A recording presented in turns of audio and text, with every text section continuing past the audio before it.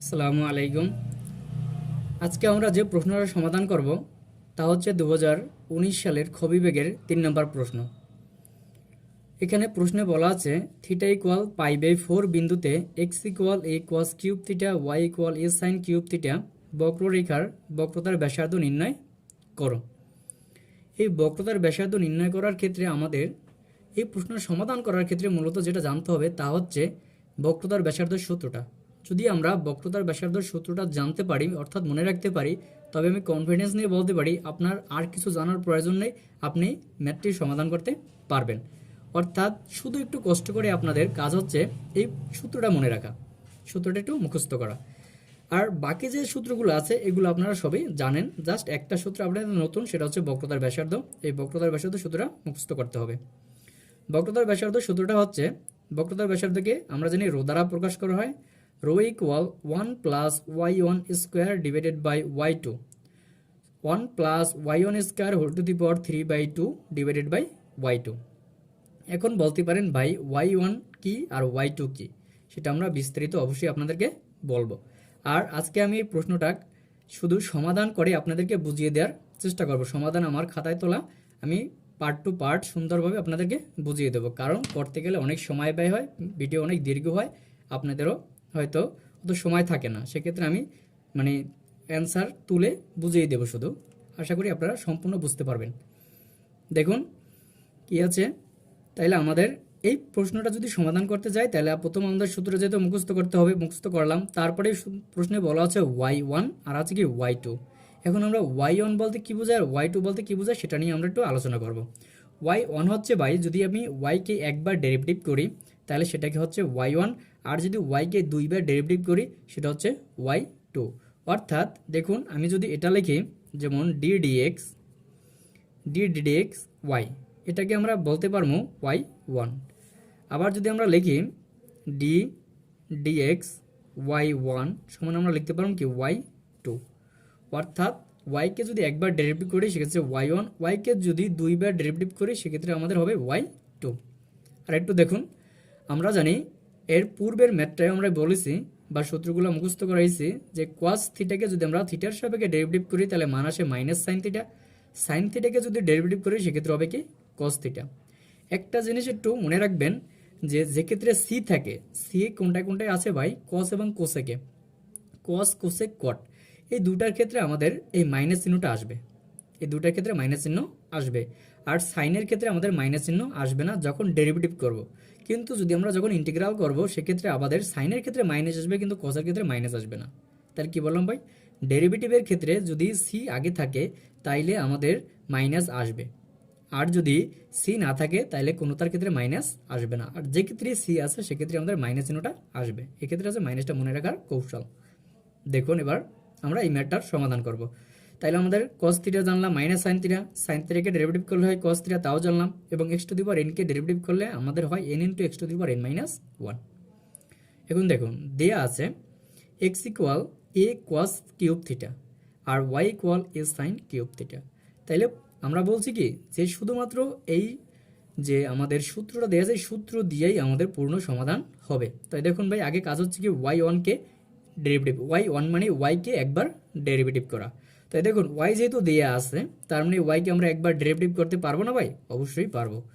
y কে যদি আমি একবার ডেরিভেটিভ করি সেক্ষেত্রে আমাদের কি হয় দেখুন, y কে যদি একবার ডেরিভেটিভ করি সেক্ষেত্রে হচ্ছে dy by d theta, dy by d theta সমান হচ্ছে d theta a sine cube theta, a sine cube theta. A যেহেতু একটা ধ্রুবক, সেই ধ্রুবকটা আমাদের কি হবে ভাই সামনে চলে আসবে, তাই ধ্রুবকটা সামনে নিয়ে আসলাম d theta sine cube theta. তাইলে আমরা জানি x to the power n কে যদি আমরা ডেরিভেটিভ করি তাহলে মান আসে n into x to the power n minus 1। তাহলে দেখুন এবার কি হচ্ছে, যেহেতু আমরা থিটার সাপেক্ষে ডেরিভেটিভ করতে আছি, যেহেতু এটা যেহেতু শুধুই থিটা না, এটা কি ভাই শুধুই থিটা না, আর এটা সাইন থিটাও না, আর এসে সাইন কিউব থিটা, সেক্ষেত্রে সাইন কিউব থিটার যেহেতু আলাদা কোনো সূত্র নাই সেহেতু আমরা ধরে নেব সাইন কিউব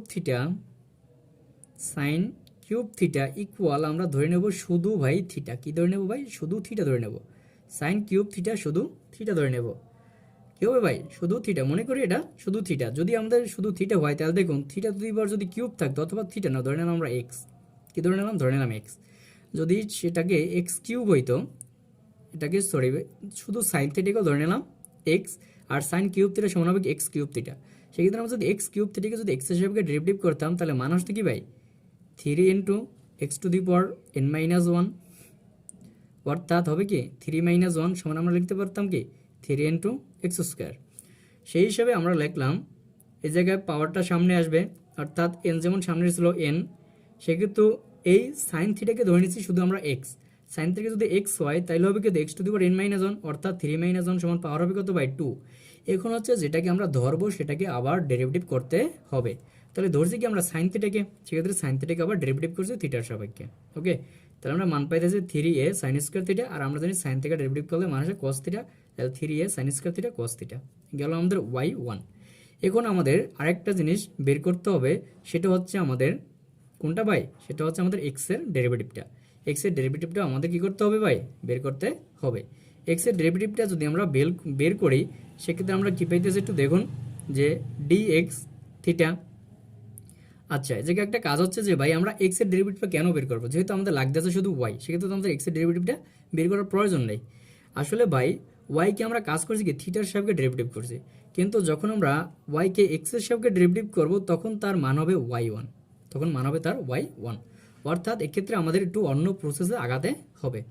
যাই হোক, আমি এক্সকে আবার ডেরিভেটিভ করলাম, এক্সকে যদি থিটার সাপেক্ষে ডেরিভেটিভ করি, তাহলে ঠিক এইভাবেই আমরা ধারাবাহিকভাবে যদি আগাই, তাহলে আমরা মান পাবো -3a cos square theta sine theta. কারণ কি ভাই, cos থেকে ডেরিভেটিভ করলে কিন্তু আমাদের কি আসে ভাই, সাইন আসে, সরি মাইনাস চিহ্ন আসে, সেক্ষেত্রে এই মাইনাস চিহ্ন আসছে, কিন্তু এক্ষেত্রে মাইনাস চিহ্ন আসে নাই। এখন দেখুন আমরা বলছি কি ভাই y1 কিভাবে নির্ণয় করে, যদি এটি দেখুন এক্ষেত্রে তাহলে সমান সমান কি আসে dy বাই dx, অর্থাৎ একটু কল্পনা করুন, তাহলে আমাদের কাজ হচ্ছে কি ভাই dy বাই dx বের করতে হবে। কি বের করতে হবে ভাই, dy বাই dx, অর্থাৎ আমাদের এইটাকে এইটা দিয়ে কি করতে হবে, ভাগ করতে হবে। এইটাকে যদি এটা দিয়ে ভাগ করি, সেক্ষেত্রে আমাদের কি হবে dy বাই dx আসবে, আর dy বাই dx ইকুয়াল আমরা কি লিখতে পারবো y1।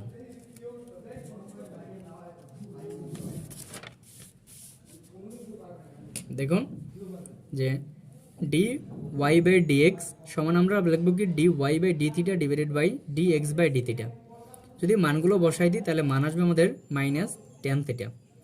এখন কাজ হচ্ছে কি y2 সমান আমি কি বলছিলাম ভাই, y2 সমান বলছিলাম যে y1 কে আবার ডেরিভেটিভ করা, y1 কে আবার ডেরিভেটিভ করা কার সাপেক্ষে, x এর সাপেক্ষে, অর্থাৎ d dx y1 সমান হবে কি y2। তাহলে দেখুন আমাদের y1 সমান কি ছিল dy বাই dx, সেক্ষেত্রে আমরা যদি ডেরিভেটিভ করি তাহলে আসে কি d by dx minus tan theta. আর আমরা এই জায়গায় আরেকটা সূত্র মনে রাখতে হবে, সেটা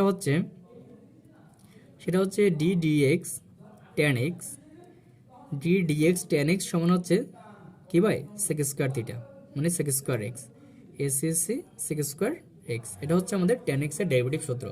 tan x এর ডেরিভেটিভ হচ্ছে sec স্কয়ার x।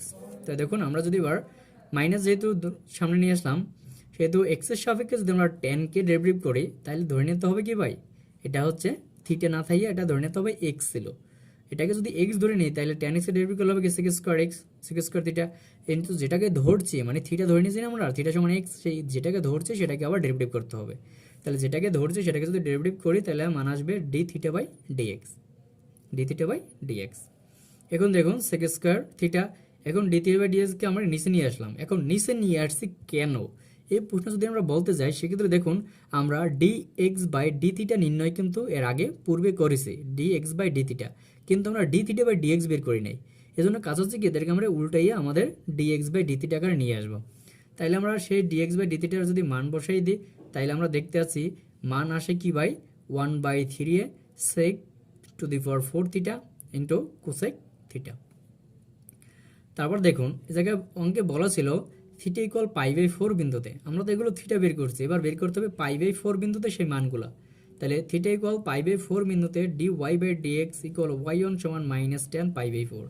আমরা জানি tan 45 ডিগ্রির মান হচ্ছে আমাদের 1, tan 45 ডিগ্রির মান 1, তাই এই জায়গা হবে কি -1, কারণ এই মাইনাসটা ছিল আগের মাইনাস। এবার আসুন y1 কে যদি বলছি কি আরেকবার ডেরিভেটিভ করে, সেক্ষেত্রে মান পাবো কি আমরা y2, অর্থাৎ d square y by dx square সমান, এর কারণ বলতে পারেন যে d square by dx square কীভাবে আসে, সেটা হচ্ছে আমাদের d বাই